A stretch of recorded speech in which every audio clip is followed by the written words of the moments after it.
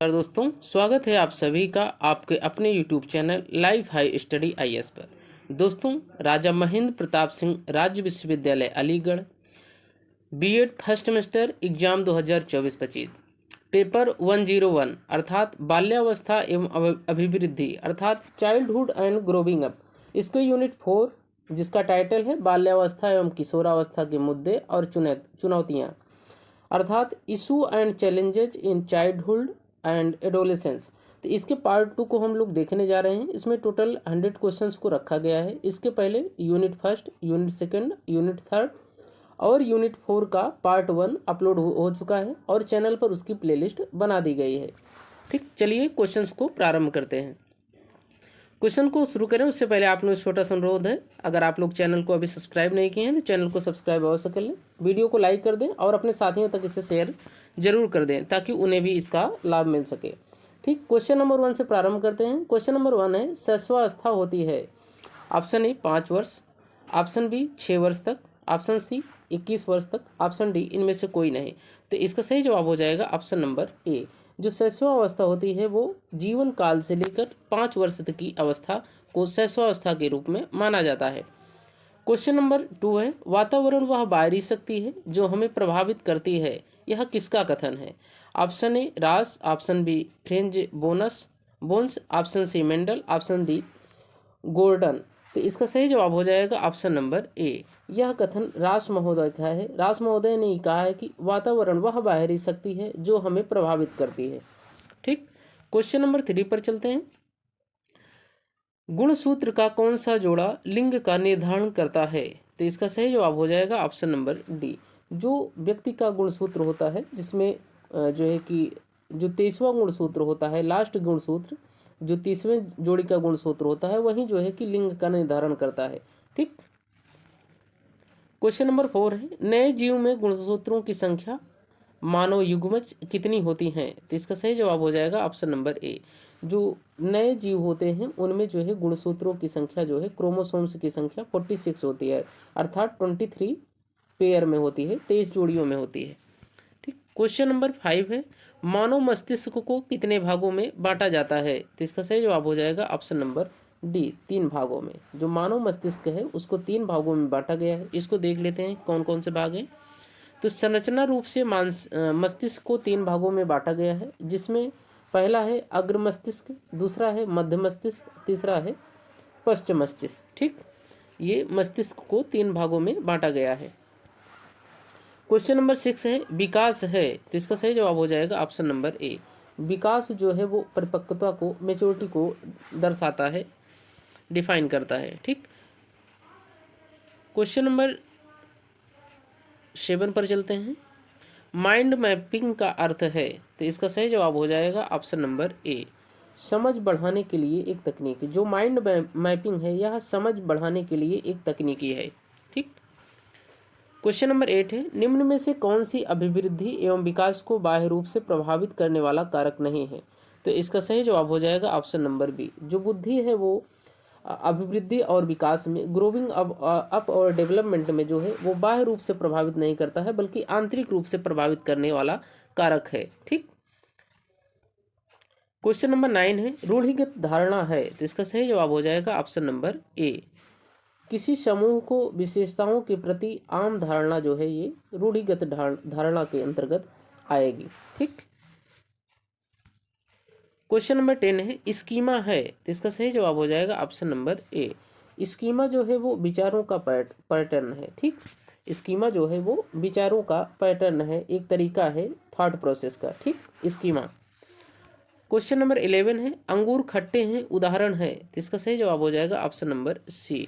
ये युक्तिकरण का उदाहरण है। जो अंगूर खट्टे हैं यह उदाहरण किसका है? युक्तिकरण का। क्वेश्चन नंबर 12 पर चलते हैं। मनोवैज्ञानिक रक्षा प्रणाली है। तो इसका सही जवाब हो जाएगा ऑप्शन नंबर सी। जो मनोवैज्ञानिक रक्षा प्रणाली है वह युक्तिकरण है। ठीक, युक्तिकरण एक मनोवैज्ञानिक रक्षा प्रणाली है, इसको ध्यान रखना है। क्वेश्चन नंबर 13 है, विवादास्पद व्यवहार को तार्किक रूप से उचित ठहराने की कोशिश की जाती है, यह प्रक्रिया कहलाती है। तो इसका सही जवाब हो जाएगा ऑप्शन नंबर सी। युक्तिगमन प्रक्रिया, यह जो प्रक्रिया कहलाती है वह युक्तिगमन प्रक्रिया कहलाती है। विवादास्पद व्यवहार को तार्किक रूप से उचित ठहराने की जो कोशिश होती है उसे युक्तिगमन प्रक्रिया कहा जाता है। क्वेश्चन नंबर 14 है, प्रत्ययों को बने रहना एक प्रक्रिया है। तो इसका सही जवाब हो जाएगा ऑप्शन नंबर सी, संचयी। जो प्रत्यय हैं, कॉन्सेप्ट्स हैं, उनका बने रहना संचयी प्रक्रिया कहलाता है। क्वेश्चन नंबर 15 है, the behaviour of organism the behaviour of organism पुस्तक के लेखक हैं। तो इसका सही जवाब हो जाएगा option number B, BF Skinner महोदय द्वारा जो है द बिहेवियर ऑफ ऑर्गेनिज्म नामक पुस्तक को लिखा गया है। ठीक। क्वेश्चन नंबर 16 है, निम्नलिखित में कौन सा क्रम सही है। तो इसका सही जवाब हो जाएगा ऑप्शन नंबर डी, अंडाणु, शुक्राणु, युग्मनज और ब्लास्टोसिस्ट। ठीक। क्वेश्चन नंबर 17 है, मानसिक स्वास्थ्य विज्ञान को किस नाम से जाना जाता है। मानसिक स्वास्थ्य विज्ञान को किस नाम से जाना जाता है। तो इसका सही जवाब हो जाएगा ऑप्शन नंबर बी, मानसिक आरोग्य।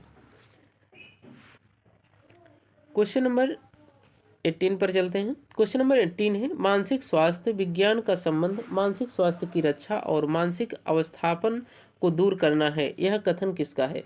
तो इसका सही जवाब हो जाएगा ऑप्शन नंबर बी, हेलफील्ड का यह कथन है कि मानसिक स्वास्थ्य विज्ञान का संबंध मानसिक स्वास्थ्य की रक्षा और मानसिक अवस्थापना को दूर करना है। यह किसका कथन है, हेलफील्ड महोदय का। क्वेश्चन नंबर 19 है, शिक्षक द्वारा डांट पड़ने पर यदि छात्र घर आकर अपनी छोटी बहन पर गुस्सा इजहार करता है तो यह किसका उदाहरण है। तो इसका सही जवाब हो जाएगा ऑप्शन नंबर ए, यह विस्थापन का उदाहरण है। जब शिक्षक द्वारा किसी छात्र को डांटा जाता है तो वो घर जाकर अपनी छोटी बहन को उस गुस्से का इजहार करता है, तो यह जो है विस्थापन की प्रक्रिया कहलाती है। क्वेश्चन नंबर 20 है, मनोग्रसित बाध्यता विकृति है। तो इसका सही जवाब हो जाएगा ऑप्शन नंबर सी, चिंतन विकृति है। जो मनोग्रसित बाध्यता है यह चिंतन विकृति के अंतर्गत आता है। क्वेश्चन नंबर 21 है, सामूहिक अचेतन का संप्रत्यय दिया। तो इसका सही जवाब हो जाएगा ऑप्शन नंबर डी, युंग महोदय ने सामूहिक अचेतन कॉन्सेप्ट को संप्रत्यय को दिया है। क्वेश्चन नंबर 22 है, केंद्रीय तंत्रिका तंत्र में होते हैं। तो इसका सही जवाब हो जाएगा ऑप्शन नंबर डी, मस्तिष्क और मेरुदंड दोनों ही केंद्रीय तंत्रिका तंत्र के अंतर्गत आते हैं। कौन, मस्तिष्क और मेरुदंड। क्वेश्चन नंबर 23 है, यह कथन किसका है। सर्वप्रथम मनोविज्ञान ने अपनी आत्मा का त्याग किया, फिर इसने मन का त्याग किया, इसने चेतना का त्याग किया, अब यह व्यवहार की विधि को स्वीकार करता है। तो यह कथन किसका है। तो इसका सही जवाब हो जाएगा ऑप्शन नंबर सी, यह कथन जो है वुडवर्थ महोदय का है। ठीक। क्वेश्चन नंबर 24, वह अवस्था जो कि माता के 21वें गुणसूत्र जोड़े के अलग न हो पाने के कारण होती है कहलाती है। तो इसका सही जवाब हो जाएगा option number B, Down syndrome जो है यह माता के 21वें गुणसूत्र जोड़े के अलग न हो पाने के कारण होती है। कौन सा, डाउन सिंड्रोम। ठीक। क्वेश्चन नंबर 25, अपने आप को प्रेम करने की प्रवृत्ति कहलाती है। तो इसका सही जवाब हो जाएगा ऑप्शन नंबर सी, नार्सिसिज्म जो प्रवृत्ति है ये जो है अपने आप को प्रेम करने की प्रवृत्ति कहलाती है।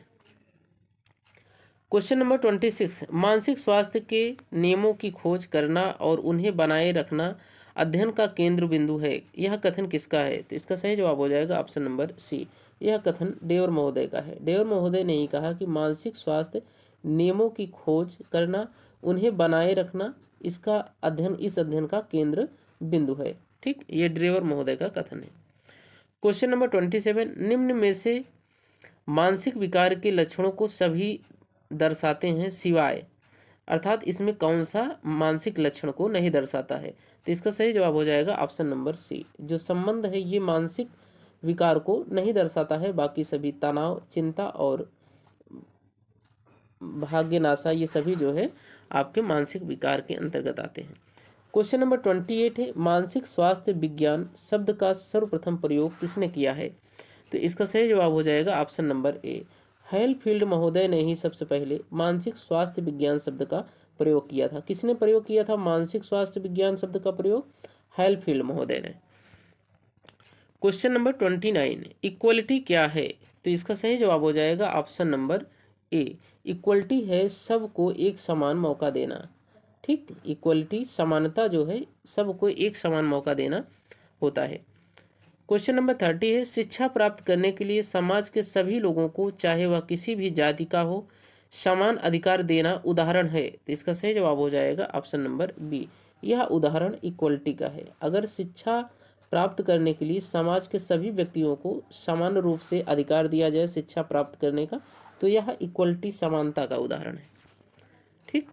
क्वेश्चन नंबर 31 है, अक्षमता के प्रकार हैं। तो इसका सही जवाब हो जाएगा ऑप्शन नंबर डी, उपर्युक्त सभी। अर्थात मानसिक अक्षमता भी होती है, शारीरिक अक्षमता और सामाजिक अक्षमता, ये सभी जो है अक्षमता के प्रकार के अंतर्गत आते हैं। क्वेश्चन नंबर 32 है, मानसिक अक्षमता वाले बालक की बुद्धि लब्धि होती है। अर्थात जो मानसिक अक्षमता वाला बालक होता है उसकी IQ लेवल क्या होती है?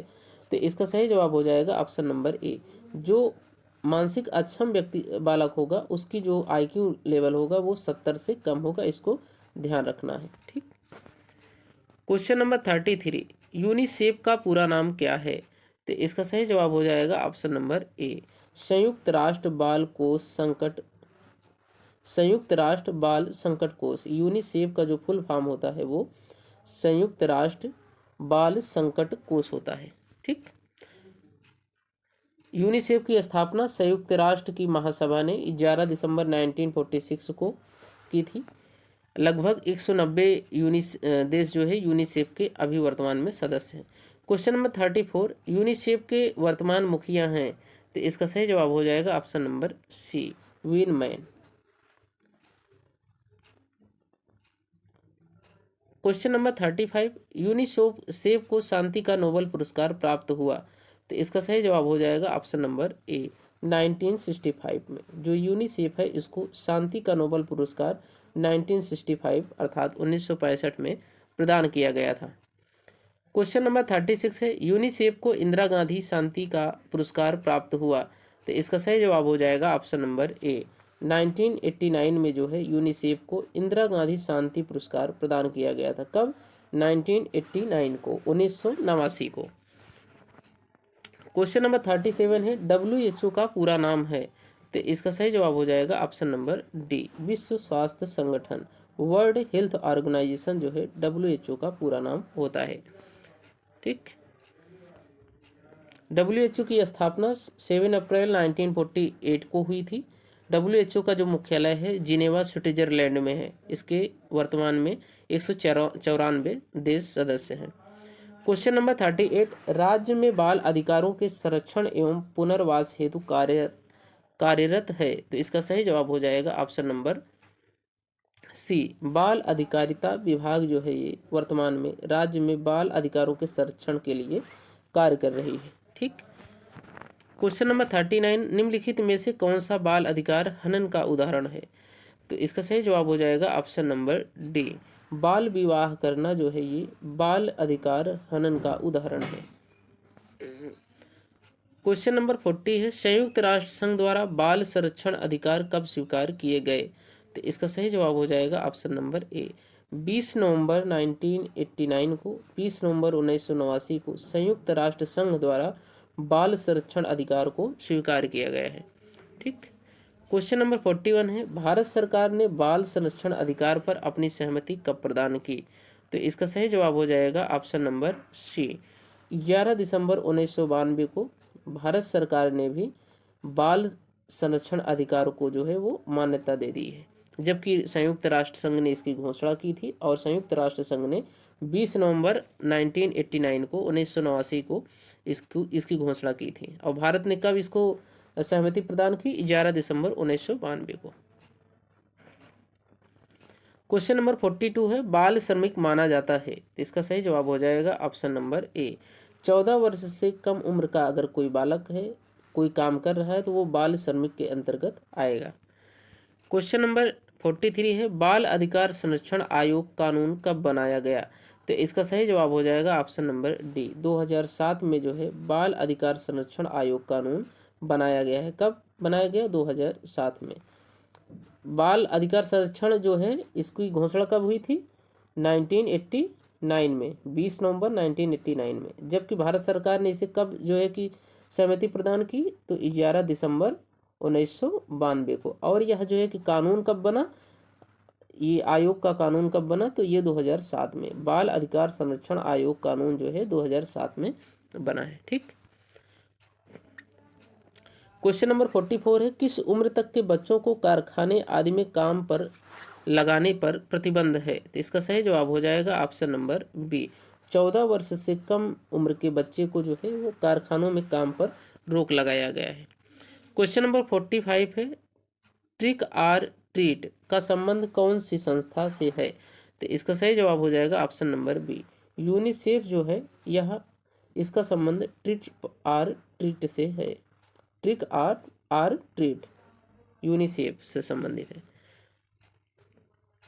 क्वेश्चन नंबर 46, इनमें से कौन सी संस्था बाल अधिकार संरक्षण पर कार्य नहीं करती है? तो इसका सही जवाब हो जाएगा ऑप्शन नंबर डी। जो एनसीईआरटी है वो बाल अधिकार संरक्षण पर कार्य नहीं करती है, जबकि यूनिसेफ, डब्ल्यूएचओ और ईएनजीओ जो नॉन गवर्नमेंट ऑर्गेनाइजेशंस होते हैं वो वर्ल्ड हेल्थ ऑर्गेनाइजेशन और यूनिसेफ, ये सभी जो है बाल अधिकार संरक्षण के लिए कार्य करती है। क्वेश्चन नंबर 47, ऐसे बालक जो स्टेशनों, शहरों के पुलों के नीचे रहते हैं कहलाते हैं? तो इसका सही जवाब हो जाएगा option number A, street children. जो भी बालक स्टेशनों या शहरों के पुलों के नीचे रहते हैं वो स्ट्रीट चिल्ड्रन कहलाते हैं। क्वेश्चन नंबर 48, पोषण स्वास्थ्य द्वारा विश्व भर के बच्चों के कल्याण हेतु कार्य करना किस संस्था का काम है? तो इसका सही जवाब हो जाएगा ऑप्शन नंबर सी, यह कार्य जो है यूनिसेफ का है। क्वेश्चन नंबर 49, यूनिसेफ संघ का एक अस्थायी हिस्सा बना? तो इसका सही जवाब हो जाएगा ऑप्शन नंबर डी। 1953 में संयुक्त राष्ट्र संघ का जो है यूनिसेफ एक अस्थायी अंग बन गया था। क्वेश्चन नंबर 50 है, विश्व बाल श्रम दिवस कब मनाया जाता है? तो इसका सही जवाब हो जाएगा ऑप्शन नंबर ए, 12 जून को जो है विश्व बाल श्रम दिवस मनाया जाता है। कब मनाया जाता है? 12 जून को। क्या मनाया जाता है? विश्व बाल श्रम दिवस।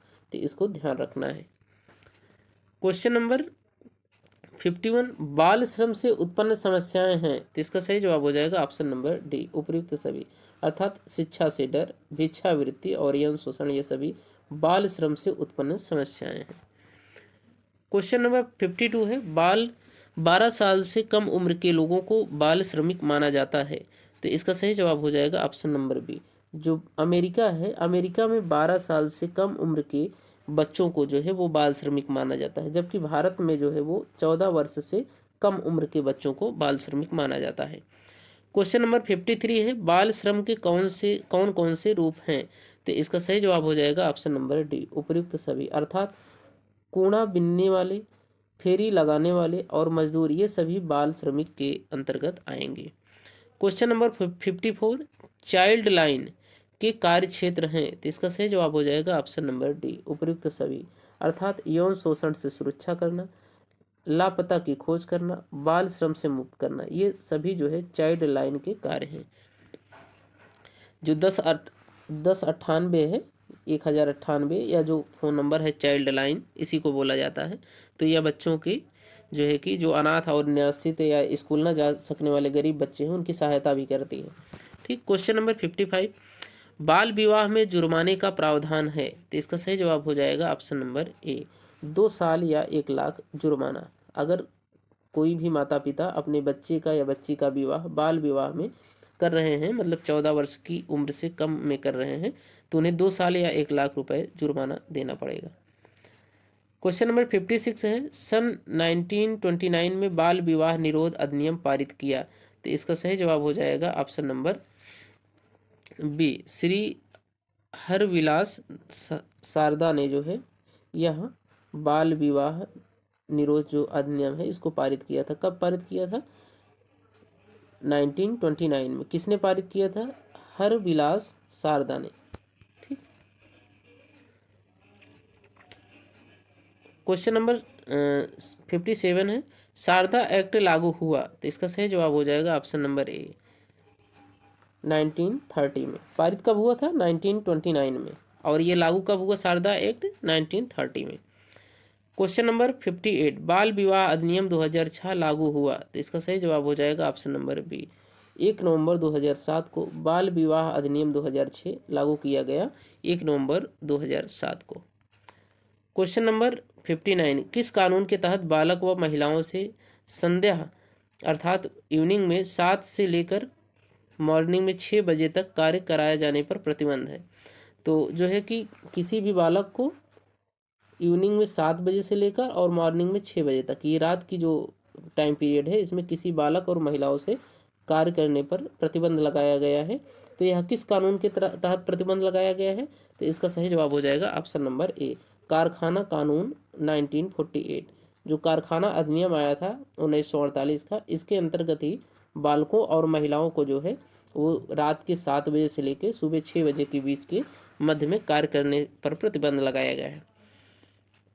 क्वेश्चन नंबर 60 है, मानसिक स्वास्थ्य विज्ञान का अर्थ है मानसिक स्वास्थ्य नियमों की खोज करना और उनको सुरक्षित रखने की उपाय करना है। यह कथन किसका है? तो इसका सही जवाब हो जाएगा ऑप्शन नंबर सी, यह कथन ड्रेवर महोदय का है। क्वेश्चन नंबर 61, एक भली भांति समायोजित व्यक्ति की विशेषताएं हैं, तो इसका सही जवाब हो जाएगा ऑप्शन नंबर डी उपर्युक्त सभी, अर्थात व्यावसायिक समायोजन, संवेगात्मक रूप से समायोजित, शारीरिक दृष्टि से समायोजित। Question number 62, A mind that found itself पुस्तक के लेखक हैं, तो इसका सही जवाब हो जाएगा ऑप्शन नंबर सी कोलोफोर्ड बियर्स। ये जो कोलोफोर्ड बियर्स हैं, इनकी ही पुस्तक का नाम है a mind that founds itself. ठीक। Question number 63, a mind that found itself पुस्तक का संबंध है, तो इसका सही जवाब हो जाएगा ऑप्शन नंबर डी दर्शन शास्त्र से। यह पुस्तक किससे संबंधित है? दर्शन शास्त्र। ए माइंड दैट फाउंड इटसेल्फ है। क्वेश्चन नंबर 64, मानसिक द्वंद्व के प्रमुख कारण हैं, तो इसका सही जवाब हो जाएगा ऑप्शन नंबर डी उपर्युक्त सभी, अर्थात संवेगात्मक कारण, आर्थिक कारण और जैविक कारण, ये सभी मानसिक द्वंद्व के कारण के अंतर्गत आते हैं। क्वेश्चन नंबर 65 है, हवाई महल बनाना इस प्रक्रिया को कहते हैं, तो इसका सही जवाब हो जाएगा ऑप्शन नंबर ए दिवा स्वप्न।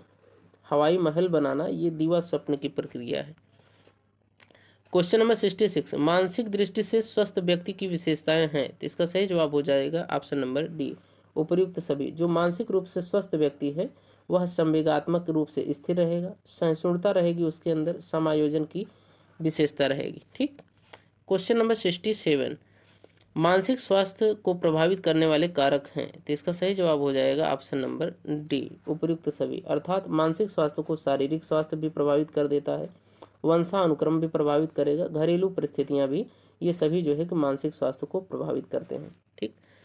क्वेश्चन नंबर 68 है, मानसिक अस्वस्थता का कारण नहीं है, तो इसका सही जवाब हो जाएगा ऑप्शन नंबर बी निद्रा जो है वो मानसिक अस्वस्थता का कारण नहीं है। क्वेश्चन नंबर 69, स्किनर के अनुसार मानसिक स्वास्थ्य के पहलू हैं, तो इसका सही जवाब हो जाएगा ऑप्शन नंबर सी ए और बी दोनों, अर्थात सकारात्मक और नकारात्मक, ये दोनों ही पहलू मानसिक स्वास्थ्य के हैं। किसके अनुसार? स्किनर महोदय के अनुसार। क्वेश्चन नंबर 70 है, अन्य विद्वानों के अनुसार स्वास्थ्य विज्ञान के पहलू हैं, तो इसका सही जवाब हो जाएगा ऑप्शन नंबर डी उपर्युक्त सभी, अर्थात उपचारात्मक पहलू, निरोधात्मक पहलू और संरक्षणात्मक पहलू, ये सभी जो है स्वास्थ्य विज्ञान के पहलू के अंतर्गत आते हैं। क्वेश्चन नंबर 71, यह कथन किसके अनुसार है? मनुष्यों का मानव जगत में एक दूसरे के साथ पर्याप्त मात्रा में सामंजस्य करने की क्षमता ही मानसिक स्वास्थ्य कहते हैं, तो इसका सही जवाब हो जाएगा ऑप्शन नंबर ए मैनिंगर के अनुसार जो है यह कथन है कि मैनिंगर का यह कथन है कि मनुष्यों का मानव जगत में एक दूसरे के साथ पर्याप्त मात्रा में सामंजस्य करने की क्षमता मानसिक स्वास्थ्य है। क्वेश्चन नंबर 72, यह कथन किसका है? वास्तविक धरातल पर वातावरण के साथ पर्याप्त मात्रा में सामंजस्य करने की क्षमता को मानसिक स्वास्थ्य कहा जाता है, तो इसका सही जवाब हो जाएगा ऑप्शन नंबर डी। हेडेल महोदय का यह कथन है। क्वेश्चन नंबर 73, मानसिक रूप से स्वस्थ व्यक्ति के लक्षण हैं। तो इसका सही जवाब हो जाएगा ऑप्शन नंबर डी, उपर्युक्त सभी। अर्थात जो मानसिक रूप से स्वस्थ व्यक्ति है वो सामंजस्य में रहेगा, नियमित जीवन, उसके जो जीवन की प्रक्रियाएं हैं वो नियमित रहेंगी, आत्मविश्वास में रहेगा, उसके अंदर सेल्फ कॉन्फिडेंस रहेगा। क्वेश्चन नंबर 74, मानसिक रूप से अस्वस्थ व्यक्ति के लक्षण हैं। तो इसका सही जवाब हो जाएगा ऑप्शन नंबर डी, उपर्युक्त सभी। अर्थात शीघ्र परेशान होना, धैर्य की कमी, नकारात्मक भावना, ये सभी जो है मानसिक रूप से अस्वस्थ व्यक्ति के लक्षण होते हैं। क्वेश्चन नंबर 75 है, शिक्षकों के मानसिक स्वास्थ्य को प्रभावित करने वाले कारक हैं। तो इसका सही जवाब हो जाएगा ऑप्शन नंबर डी, उपर्युक्त सभी। अर्थात सामाजिक स्थिति, अपर्याप्त वेतन और अधिक कार्यभार, ये जो है शिक्षकों के मानसिक स्वास्थ्य को प्रभावित कर सकते हैं। क्वेश्चन नंबर 76, बालकों के मानसिक स्वास्थ्य को बढ़ाने में माता पिता की भूमिका है। तो इसका सही जवाब हो जाएगा ऑप्शन नंबर डी, उपर्युक्त सभी। अर्थात माता पिता द्वारा सकारात्मक दृष्टिकोण से समझाना, उचित परामर्श देना, परिवार में प्रेम पूर्ण माहौल को प्रदान करना, ये सभी जो है माता पिता के कर्तव्य होते हैं, ताकि बच्चे का जो है मानसिक स्वास्थ्य अच्छा रहे। क्वेश्चन नंबर 77, समायोजन एक प्रक्रिया है। तो इसका सही जवाब हो जाएगा ऑप्शन नंबर सी, समायोजन एक सतत प्रक्रिया है, सस्टेनेबल प्रक्रिया है, हमेशा चलने वाली प्रक्रिया है, निरंतर प्रक्रिया है। क्वेश्चन नंबर 78, व्यक्ति की सबसे बड़ी पूंजी है। इसका सही जवाब हो जाएगा ऑप्शन नंबर सी, जो व्यक्ति की सबसे बड़ी पूंजी है वो स्वास्थ्य है। क्वेश्चन नंबर 79, रक्षात्मक तंत्र विधि है। तो इसका सही जवाब हो जाएगा ऑप्शन नंबर डी, उपर्युक्त सभी। अर्थात रूपांतरण, प्रतिगमन और आत्मीकरण, ये सभी जो है रक्षात्मक तंत्र विधि हैं। क्वेश्चन नंबर 80, मानसिक स्वास्थ्य और डॉट का घनिष्ठ संबंध है। तो इसका सही जवाब हो जाएगा ऑप्शन नंबर डी, मानसिक स्वास्थ्य और समायोजन में घनिष्ठ संबंध होता है। किसमें? मानसिक स्वास्थ्य और समायोजन में घनिष्ठ संबंध होता है। क्वेश्चन नंबर 81 है, आपको अपनी कक्षा में 2 मंदबुद्धि बच्चों को बैठाने के लिए बोला गया है, आप क्या करेंगे? तो इसका सही जवाब हो जाएगा ऑप्शन नंबर सी, ऐसे विद्यार्थियों को सिखाने की तकनीकी सीखेंगे। ठीक। क्वेश्चन नंबर 82 है, अधिगम निर्योग्यता वाले बच्चे। तो इसका सही जवाब हो जाएगा ऑप्शन नंबर डी, जो अधिगम के कुछ पक्षों से संघर्ष करते हैं, अर्थात अधिगम के कुछ चीज़ों को वो सीख नहीं पाते हैं, ऐसे बच्चे को जो है अधिगम निर्योग्यता वाले बच्चे बोला जाता है। क्वेश्चन नंबर 83, समावेशी बालक कहलाते हैं। तो इसका सही जवाब हो जाएगा ऑप्शन नंबर डी, उपर्युक्त सभी। अर्थात शैक्षिक रूप से भिन्न बालक, मानसिक रूप से विचलित बालक, समस्यात्मक बालक, ये सभी समावेशी बालक कहलाते हैं। क्वेश्चन नंबर 84, असंगठित घर से आया हुआ बालक सबसे अधिक कठिनाई का अनुभव करेगा। तो इसका सही जवाब हो जाएगा ऑप्शन नंबर बी, स्वतंत्र अध्ययन का। ठीक। क्वेश्चन नंबर 85, निम्नलिखित में से कौन सा व्यवहार बच्चे की अधिगम निर्योग्यता की पहचान करता है? तो इसका सही जवाब हो जाएगा ऑप्शन नंबर बी को डी, वाच को एस ए डब्ल्यू, 21 को 12 लिखना, ये सभी मतलब उल्टी जो प्रक्रिया है वो करने लगता है, तो बच्चे के समझिए कि वो अधिगम निर्योग्यता है। ठीक।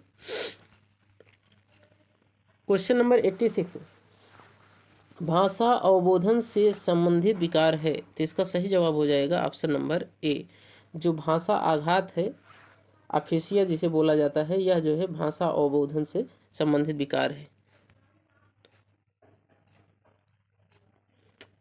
क्वेश्चन नंबर नेक्स्ट पर चलते हैं। क्वेश्चन नंबर नेक्स्ट है 87, निम्नलिखित में से कौन सा विकासात्मक विकार का उदाहरण नहीं है?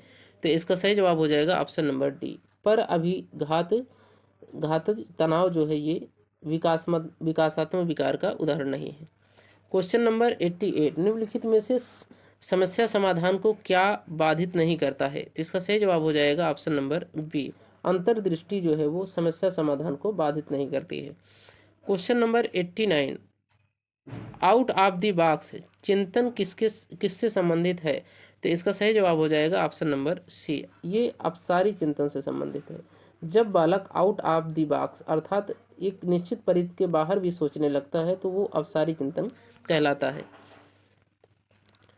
क्वेश्चन नंबर 19 है, विकृत लिखावट से संबंधित लिखने की योग्यता की कमी किसका एक लक्षण है? तो इसका सही जवाब हो जाएगा ऑप्शन नंबर ए, डिस्ग्राफिया। जो लिखने की योग्यता में कमी है यह डिस्ग्राफिया नामक विकार के कारण होता है।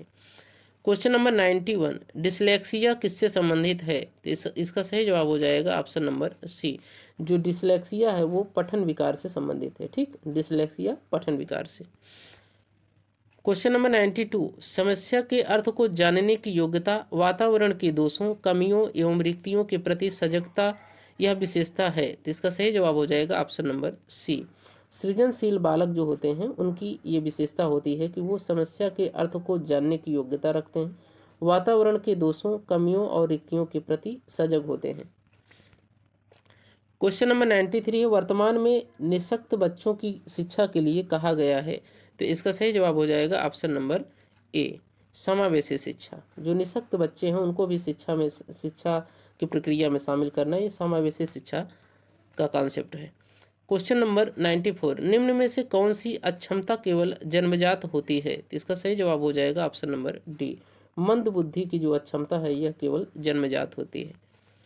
क्वेश्चन नंबर 95, प्रतिभाशाली शिक्षार्थी होते हैं। तो इसका सही जवाब हो जाएगा ऑप्शन नंबर बी, जो प्रतिभाशाली शिक्षार्थी हैं वो अपसारी चिंतन करते हैं। अपसारी चिंतन कौन सा होता है कि किसी विषय पर जो है कि बालक जो है बहुत सारे उत्तर देने में सक्षम होता है, वो आउट ऑफ बॉक्स सोचने के लिए जो है कि वो जो है कि उसको प्रेरणा मिलती है और वो आउट ऑफ बॉक्स सोचने लगता है, तो ये अपसारी चिंतन कहलाता है। क्वेश्चन नंबर 96, मानसिक स्वास्थ्य के नियमों को खोजना और उन्हें बनाए रखना अध्ययन का केंद्र बिंदु है, यह कथन किसका है? तो इसका सही जवाब हो जाएगा ऑप्शन नंबर सी, यह कथन ड्रेवर महोदय का है। मानसिक स्वास्थ्य के नियमों को खोजना, उन्हें बनाए रखना, ठीक, यह केंद्र बिंदु है क्या? यह कथन किसका है? ड्रेवर महोदय का। क्वेश्चन नंबर 97, संपूर्ण व्यक्तित्व की पूर्ण एवं संतुलित क्रियाशीलता को मानसिक स्वास्थ्य कहते हैं। अगर व्यक्ति जो है वो पूर्ण रूप से संतुलित है और क्रियाशील है तब समझिए कि वो व्यक्ति मानसिक रूप से स्वस्थ है। यह कथन किसका है? तो यह कथन जो है हैडफील्ड महोदय का है। हैडफील्ड महोदय ने ही कहा है कि संपूर्ण व्यक्तित्व की पूर्ण एवं संतुलित क्रियाशीलता को मानसिक स्वास्थ्य कहते हैं।